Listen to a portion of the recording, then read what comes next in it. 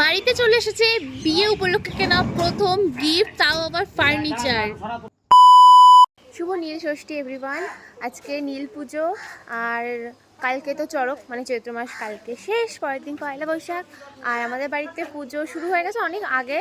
আমি এইমাত্র স্নান করে আসলাম, আমি এখন পুজো দেবো বলতে জল ঢালবো, পুজো তো হয়েই গেছে। মা কাকিমারা পুজো দিয়ে মন্দিরে বসে আছে, আর আমরা এই কজনই বাকি, মানে অল্প কয়েকজন বাকি আছি পুজো দিতে। তুই পুজো দিবি সত্যি? স্নান করে আসলি?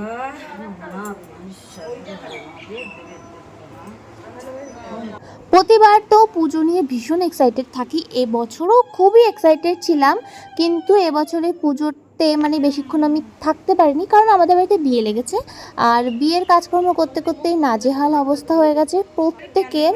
তো এবারে পুজোর আয়োজন বিশেষ তেমন ছিল না, এরকমই ছোটোখাটো করেই পুজো হয়েছে। আগের দিনের ভিডিওতে আমি তোমাদেরকে দেখিয়েছি যে বাড়িতে বিয়ের প্যান্ডেলের বাঁশ পড়ে গেছে, আর খুব তাড়াতাড়ি বিয়ের প্যান্ডেলের কাজ শুরু হবে। পুজো শেষ, এবার প্রসাদ খেয়ে উপোস ভাঙার পালা। আমরা ছোটরা তো এই প্রসাদ খাওয়ার পরে ভাত খেয়ে নেব, বাট মা কাকিমারা আজকে সারাদিনে কিছুই খাবে না, ওনারা সারাটা দিন উপোস থাকবে, এমনকি রাতেও কিছু খাবে না। প্রসাদ খাওয়ার জন্য ভুলু পাগল হয়ে যাচ্ছে। এই ছোট ওইদিকে আয়, এই লিও ওইদিকে আয়, এই খোসা খাবি? আরে ভিটামিন। আচ্ছা তুই তরমুজ খা, তরমুজ খা।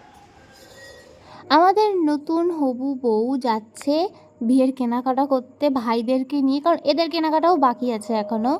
আর বিকালের দিকে আমাদের বাড়িতে চলে এসেছে কনের গিফট ছোটো কাকার তরফ থেকে। এটা হচ্ছে রিয়ার জন্য বিয়ের গিফট।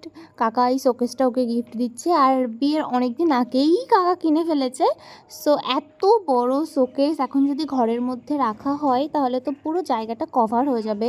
আর বিয়েতে তো বাড়িতে পুরো মানে লোকজনের ঠাসা থাকবে, সো ঘর যদি একটা ব্লক হয়ে যায় এত বড় শোকেস রেখে, তো হাঁটাচলা করতে সমস্যা।